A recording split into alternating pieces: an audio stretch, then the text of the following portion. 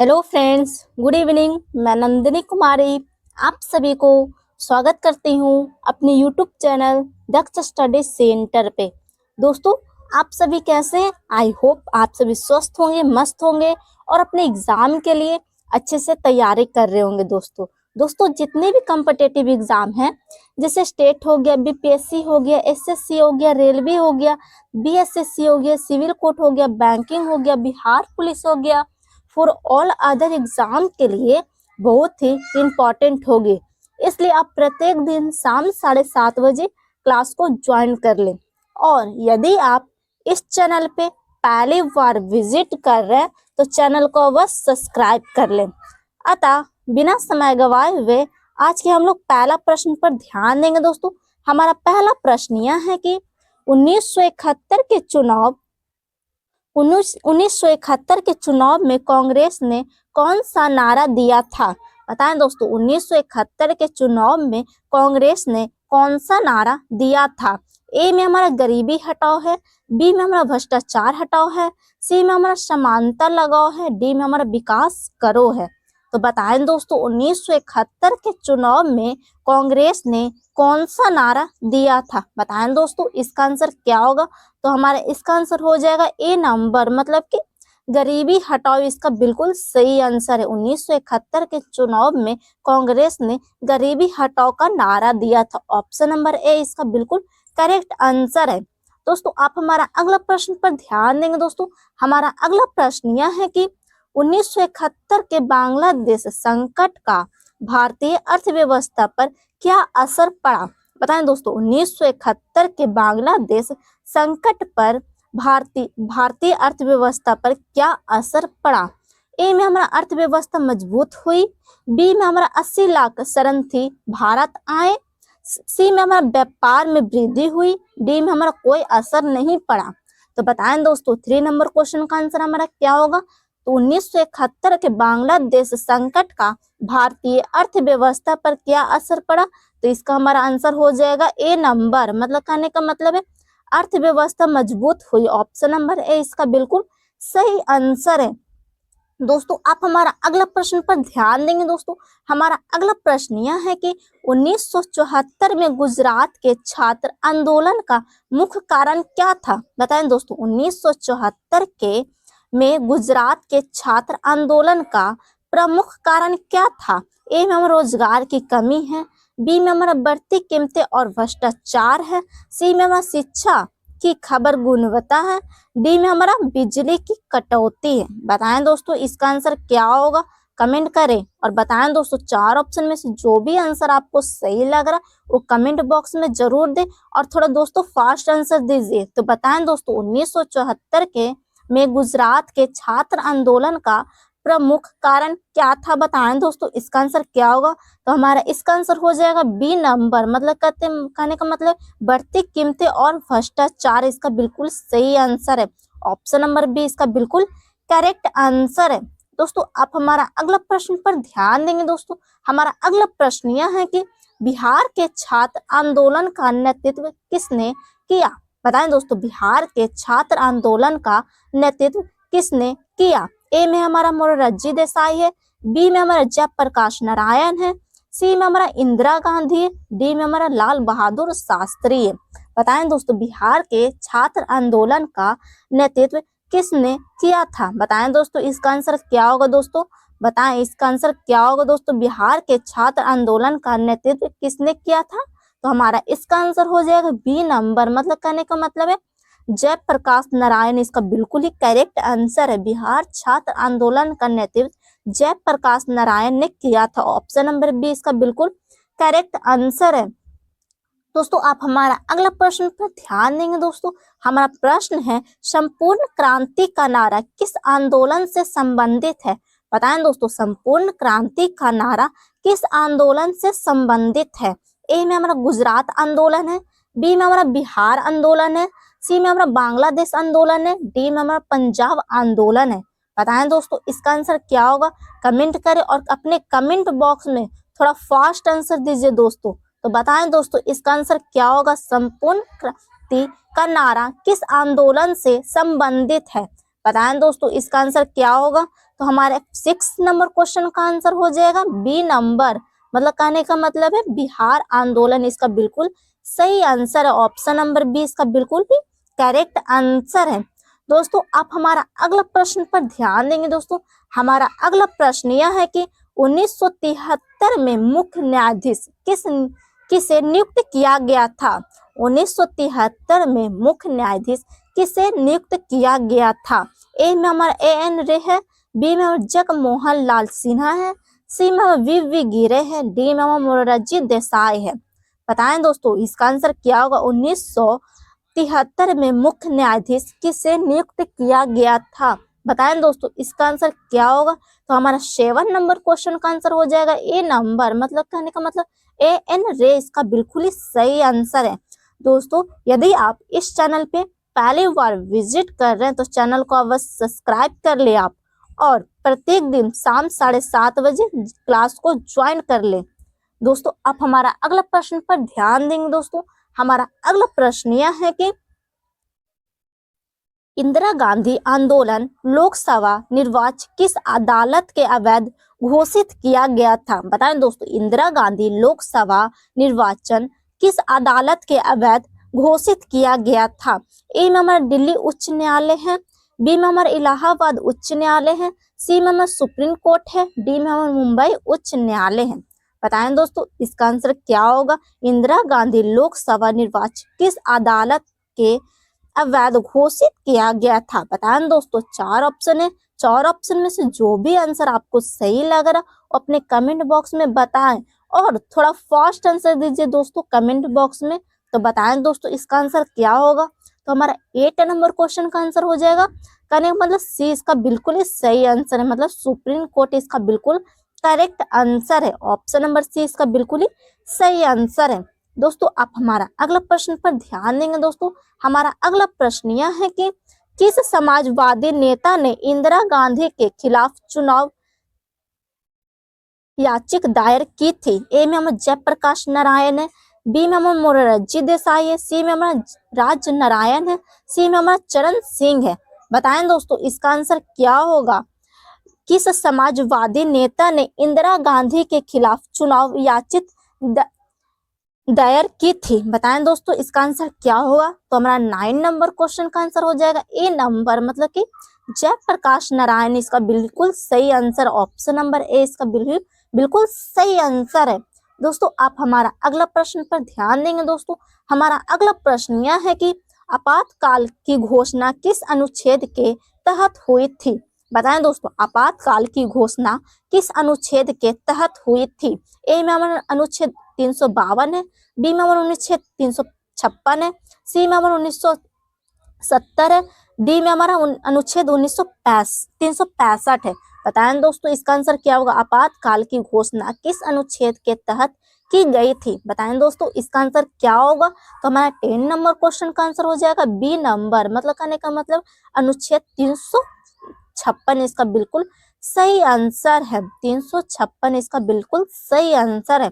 दोस्तों आप हमारा अगला प्रश्न पर ध्यान देंगे। दोस्तों हमारा अगला प्रश्न यह है कि आपातकाल की घोषणा किसने की थी। बताएं दोस्तों आपातकाल की घोषणा किसने की थी। ए में हमारा इंदिरा गांधी है, बी में हमारा राष्ट्रपति फरदुल अली अहमद है, सी में हमारा जयप्रकाश नारायण है, डी में हमारा लाल बहादुर शास्त्री है। बताएं दोस्तों इसका आंसर क्या होगा। तो हमारे 11 नंबर क्वेश्चन का आंसर हो जाएगा बी नंबर, मतलब कि राष्ट्रपति फरदुल अली अहमद है। ऑप्शन नंबर बी इसका बिल्कुल सही आंसर है। दोस्तों अब हमारा अगला प्रश्न पर बारीकी से केयर करेंगे। दोस्तों हमारा प्रश्न है 25 जून 1975 की रात को अखबारों के दफ्तरों में की बिजली क्यों कटी थी। बताएं दोस्तों 25 जून 1975 की रात को अखबारों के दफ्तरों की बिजली क्यों कटी हुई थी।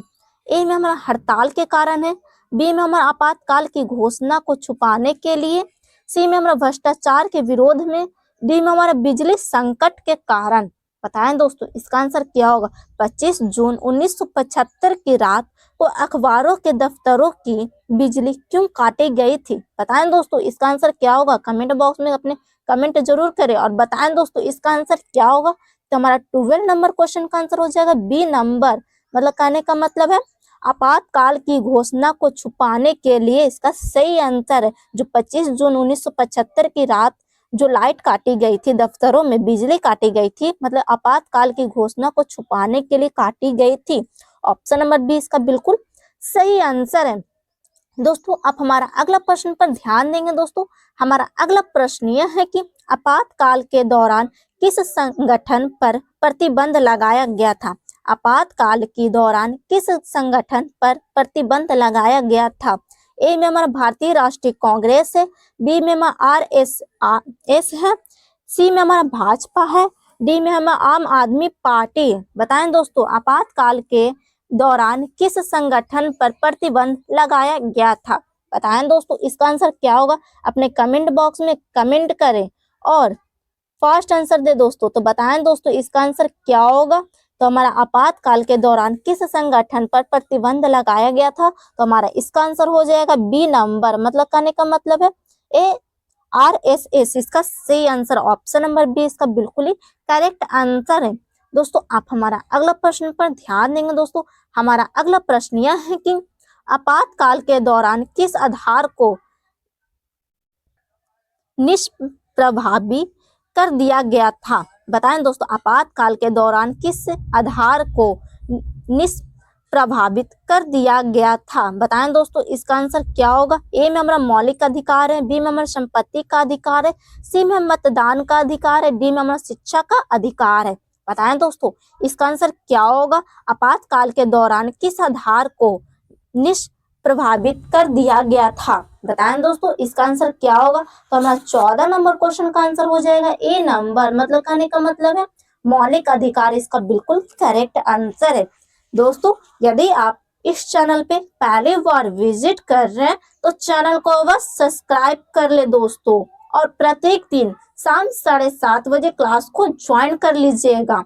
दोस्तों आप हमारा अगला प्रश्न पर ध्यान देंगे। दोस्तों हमारा अगला प्रश्न यह है कि आपातकाल के विरोध करने वाले प्रमुख अखबार कौन से थे। बताएं दोस्तों आपातकाल के विरोध करने वाले प्रमुख अखबार कौन थे। बताएं दोस्तों ए में हमारा टाइम्स ऑफ इंडिया है, बी में हमारा इंडिया एक्सप्रेस और स्टेटमैन है, डी में हमारा हिंदू और इंडिया एक्सप्रेस है, डी में हमारा द टेलीग्राफ है। बताएं दोस्तों आपातकाल के विरोध करने वाले प्रमुख अखबार कौन थे। बताएं दोस्तों इसका आंसर क्या होगा, कमेंट करें और बताएं दोस्तों इसका आंसर क्या होगा।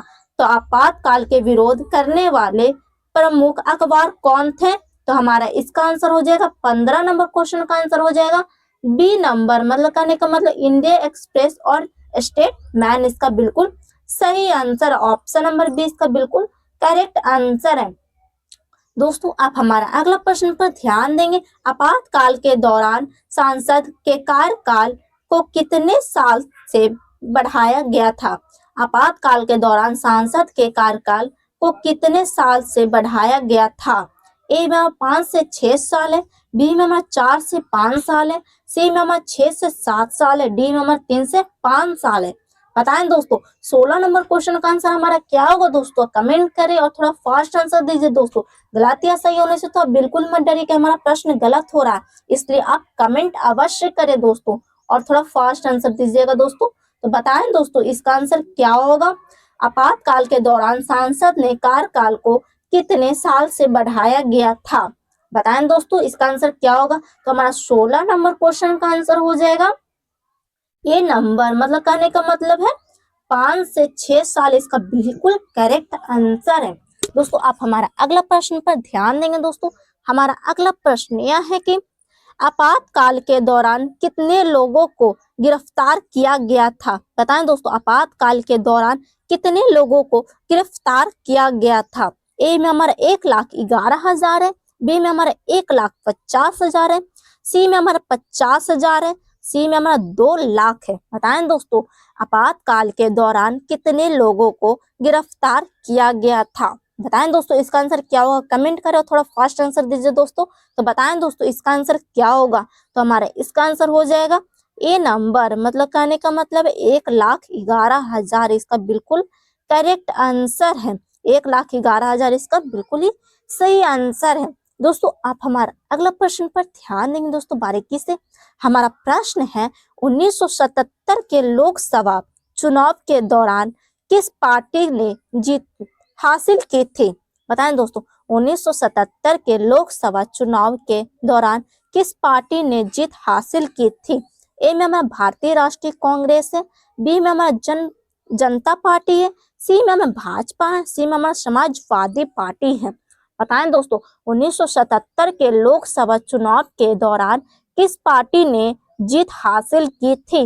बताएं दोस्तों, इसका आंसर क्या होगा? कमेंट बॉक्स में कमेंट करें और थोड़ा फास्ट आंसर दीजिए दोस्तों। तो बताएं दोस्तों, 1977 के लोकसभा चुनाव के दौरान किस पार्टी ने जीत हासिल की थी? बताएं दोस्तों, तो हमारा 18 नंबर क्वेश्चन का आंसर हो जाएगा बी नंबर, मतलब कि जनता पार्टी इसका बिल्कुल सही आंसर है। मतलब 1977 के लोकसभा चुनाव के दौरान जनता पार्टी ने जीत हासिल की थी। ऑप्शन नंबर बी इसका बिल्कुल करेक्ट आंसर है। दोस्तों आप हमारा अगला प्रश्न पर ध्यान देंगे दोस्तों। हमारा अगला प्रश्न यह है कि 1977 के चुनाव में कांग्रेस को कितने सीटें मिले? बताएं दोस्तों, 1977 के चुनाव में कांग्रेस को कितने सीटें मिली? ए में हमारा 154 है, बी में हमारा 200 है, सी में हमारा 300 है, डी में हमारा 350 है। बताएं दोस्तों, 1977 के चुनाव में कांग्रेस को कितने सीटें मिली? बताएं दोस्तों, इसका आंसर क्या होगा दोस्तों? कमेंट करें और अपने कमेंट बॉक्स में थोड़ा फास्ट आंसर दीजिए दोस्तों। तो बताएं दोस्तों, इसका आंसर क्या होगा? तो दोस्तों हमारा इसका आंसर हो जाएगा ए नंबर, मतलब कहने का मतलब 154 इसका बिल्कुल सही आंसर है। 1977 के चुनाव में कांग्रेस ने 154 सीटें मिली, मतलब ऑप्शन नंबर ए इसका बिल्कुल सही आंसर है। दोस्तों आप हमारा अगला प्रश्न पर केयर करेंगे दोस्तों बारीकी से। हमारा प्रश्न है संविधान का 42वां संशोधन किसके दौरान किया गया था? संविधान का 42वां संशोधन किसके दौरान किया गया था? ए में हमारा भारतीय चीन युद्ध है, बी में हमारा आपातकाल है, बी में हमारा बांग्लादेश युद्ध है, सी में हमारा शीत युद्ध है। बताएं दोस्तों, इसका आंसर क्या होगा? अपने कमेंट बॉक्स में कमेंट करें और थोड़ा फास्ट आंसर दीजिए दोस्तों। तो बताएं दोस्तों, 20 नंबर क्वेश्चन का आंसर हमारा क्या होगा? संविधान का 42वां संशोधन किसके दौरान किया गया था? तो हमारा इसका आंसर हो जाएगा बी नंबर, मतलब कहने का मतलब है आपातकाल इसका बिल्कुल करेक्ट आंसर है। ऑप्शन नंबर बी इसका बिल्कुल सही आंसर है। दोस्तों आप हमारा अगला प्रश्न पर बारीकी से केयर करेंगे दोस्तों। हमारा अगला प्रश्न यह है कि 1977 के चुनाव में इंदिरा गांधी कहां से हार गई? बताएं दोस्तों, 1977 के चुनाव में जो चुनाव हुआ था तो इंदिरा गांधी कहां से हार गई थी? ए में हमारा मराठी है, बी में हमारा अरवेली है, सी में हमारा वाराणसी है, डी में हमारा लखनऊ है। बताएं दोस्तों, जो 1977 के जो चुनाव हुए थे, जो इंदिरा गांधी कहां से हार गई थी? तो बताएं दोस्तों, 21 नंबर क्वेश्चन का आंसर हमारा क्या होगा? तो हमारा इसका आंसर हो जाएगा बी नंबर, मतलब कहने का मतलब अरवेली इसका बिल्कुल करेक्ट आंसर है। ऑप्शन नंबर बी इसका बिल्कुल सही आंसर है। दोस्तों यदि आप इस चैनल पे पहली बार विजिट कर रहे हैं तो चैनल को बस सब्सक्राइब कर ले और प्रत्येक दिन शाम 7:30 बजे क्लास को ज्वाइन कर लीजिएगा। तो बताएं दोस्तों, आप हमारा अगला प्रश्न पर आप बारीकी से केयर करेंगे दोस्तों। हमारा प्रश्न है 1977 के चुनाव में उत्तर भारत में कांग्रेस को कितने सीटें मिली? बताएं दोस्तों, 1977 के चुनाव में उत्तर भारत में कांग्रेस को कितने सीटें मिली? ए में हमारा 1 है, बी में हमारा 10 है, सी में हमारा 0, डी में हमारा 20 है।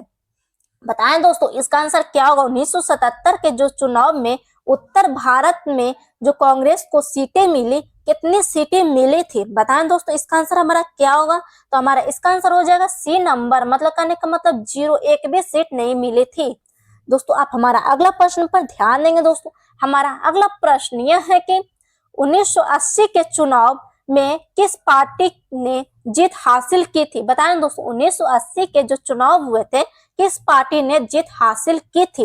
ए में हमारा जनता पार्टी है, बी में हमारा भाजपा है, सी में हमारा कांग्रेस है, डी में हमारा समाजवादी है। बताएं दोस्तों, इसका आंसर क्या होगा? 4 ऑप्शन में से जो भी आंसर आपको सही लग रहा है अपने कमेंट बॉक्स में कमेंट करें और थोड़ा फास्ट आंसर दीजिएगा दोस्तों। तो बताएं दोस्तों, इसका आंसर क्या होगा दोस्तों? तो हमारा 1980 के चुनाव में किस पार्टी की जीत हासिल हुई थी? तो हमारा इसका आंसर हो जाएगा सी नंबर, मतलब कहने का मतलब कांग्रेस को हासिल हुई थी। 1980 के जो पार्टी चुनाव हुई थी तो उसमें कांग्रेस की जीत हासिल हुई थी। ऑप्शन नंबर सी इसका बिल्कुल करेक्ट आंसर है। दोस्तों आप हमारा अगला प्रश्न पर ध्यान देंगे। दोस्तों हमारा अगला प्रश्न यह है कि 1950 से 1970 की अवधि को किस नाम से जाना जाता है? बताएं दोस्तों, 1950 से 1970 की अवधि को किस नाम से जाना जाता है? ए में हमारा लोकतांत्रिक संकट है, बी में हमारा लोकतांत्रिक पुनर्द्वार है, सी में हमारा आपातकाल का योग है, सी में हमारा शीत युद्ध का दौर है। बताएं दोस्तों इसका आंसर क्या होगा? 4 ऑप्शन में से जो भी आंसर आपको सही लग रहा है वो अपने कमेंट बॉक्स में कमेंट करें और थोड़ा फास्ट आंसर दीजिए दोस्तों। तो बताएं दोस्तों इसका आंसर क्या होगा? 1950 के अवधि को किस नाम से जाना जाता है? तो हमारा 24 नंबर क्वेश्चन का आंसर हो जाएगा बी नंबर, मतलब कहने का मतलब लोकतांत्रिक पुनर्द्वार इसका सही आंसर। ऑप्शन नंबर बी इसका बिल्कुल करेक्ट आंसर है। दोस्तों आप हमारा अगला प्रश्न पर ध्यान देंगे। दोस्तों हमारा अगला प्रश्न यह है कि मंडल आयोग का कार्य क्या था? बताएं दोस्तों मंडल योग का कार्य क्या था? ए में हमारा पिछड़े जाति की स्थिति का ध्यान करना है, बी में हमारा शिक्षा सुधार का प्रस्ताव करना है, सी में चुनाव सुधारों की सिफारिश करना है, डी में हमारा महिला सशक्तिकरण पर ध्यान देना है। बताएं दोस्तों मंडल आयोग का कारण क्या है? बताएं दोस्तों इसका आंसर क्या होगा? तो हमारा 25 नंबर क्वेश्चन का आंसर हो जाएगा ए नंबर, मतलब कहने का मतलब पिछड़े जाति की स्थिति का ध्यान करना इसका बिल्कुल करेक्ट आंसर है। दोस्तों यदि आप इस चैनल पे पहली बार विजिट कर रहे हैं तो चैनल को अवश्य सब्सक्राइब कर लें और प्रत्येक दिन शाम 7:30 बजे क्लास को ज्वाइन कर लीजिएगा। दोस्तों आप हमारा अगला प्रश्न पर ध्यान देंगे। दोस्तों हमारा अगला प्रश्न यह है कि 1980 के दशक में समाज के किस वर्ग की बढ़ती राजनीतिक सहभागिता देखी गई? बताएं दोस्तों 1980 के दशक समाज के किस वर्ग की बढ़ती राजनीतिक सहभागिता देखी गई? ए में हमारा उच्च वर्ग है, बी में हमारा अनुसूचित जाति और न्याय पिछड़ा वर्ग है, सी में हमारा व्यापारिक वर्ग है, डी में हमारा विदेशी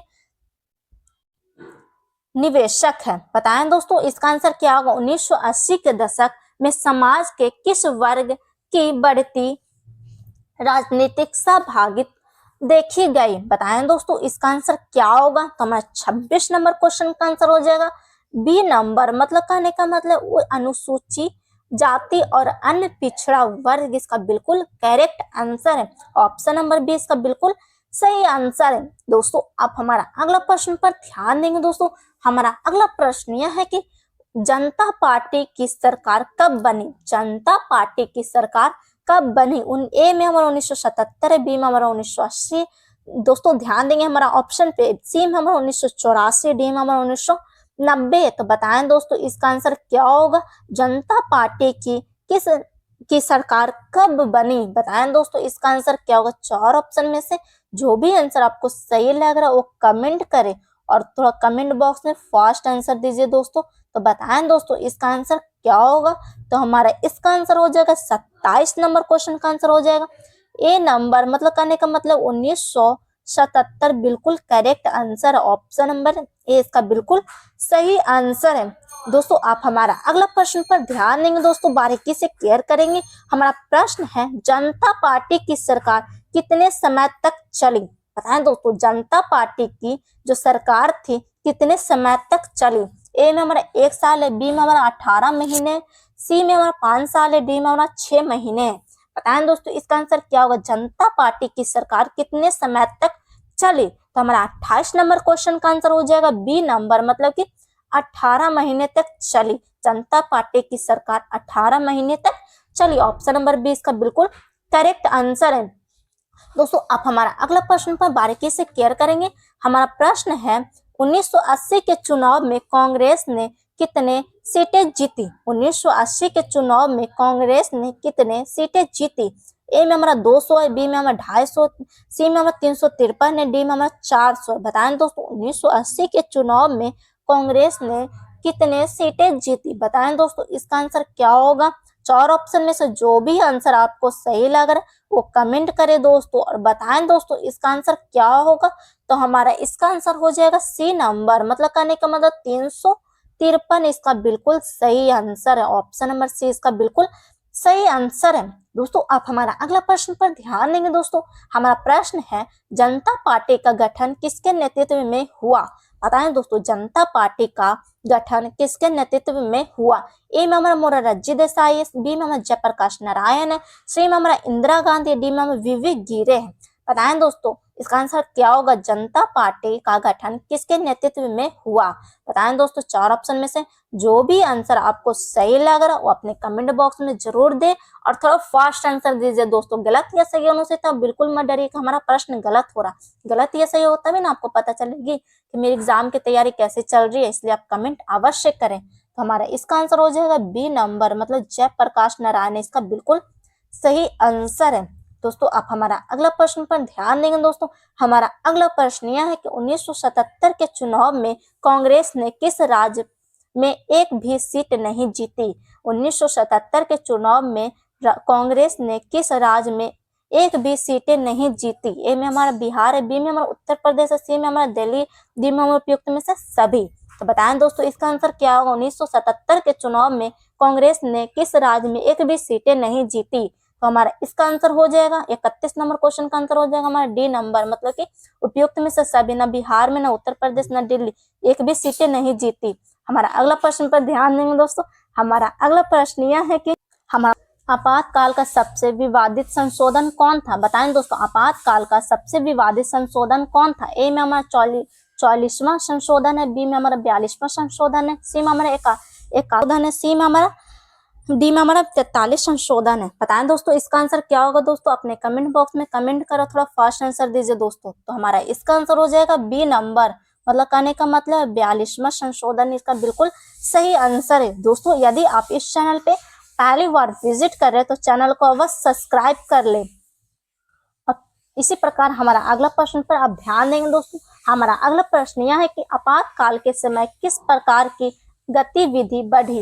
आपातकाल के समय किस प्रकार की गतिविधि बढ़ी? ए में हमारा जन संचरण माध्यमों की स्वतंत्रता है, बी में हमारा पुलिस ज्यादती, सी में हमारा सामाजिक सुधार है, डी में हमारा विदेशी निवेश है। बताएं दोस्तों इसका आंसर क्या होगा? तो हमारा 33 नंबर क्वेश्चन का आंसर हो जाएगा बी नंबर, मतलब कि कहने का मतलब पुलिस ज्यादती इसका बिल्कुल सही आंसर, ऑप्शन नंबर बी इसका बिल्कुल सही आंसर है। हमारा आज का आखिरी प्रश्न है दोस्तों, इस पे हम लोग बारीकी से ध्यान देंगे। 1977 के चुनाव में जनता पार्टी की जीत का मुख्य कारण क्या था? 1977 के चुनाव में जनता पार्टी की जीत का मुख्य कारण क्या था? ए में हमारा आपातकाल की जाती है, बी में हमारा महंगाई, सी में हमारा बेरोजगारी है, डी में हमारा भ्रष्टाचार है। तो बताएं दोस्तों इसका आंसर क्या होगा? दोस्तों ये हमारा आज का आखिरी प्रश्न है, तो बताएं दोस्तों इसका आंसर क्या होगा? तो हमारा इसका आंसर हो जाएगा ए नंबर, मतलब कि इसका ऑप्शन नंबर ए इसका बिल्कुल सही आंसर है। दोस्तों यदि आप इस चैनल पे पहली बार विजिट कर रहे तो चैनल को अवश्य सब्सक्राइब कर ले, बेल आइकन ऑल कर दे, लाइक करे, शेयर करे, कमेंट करे। कमेंट करना तो बिल्कुल मत भूलिए और दिए गए व्हाट्सएप नंबर पर से महाराज सर से कांटेक्ट करके वीडियो प्रोवाइड कर दिया जाएगा। मिलते हैं नेक्स्ट क्लास में।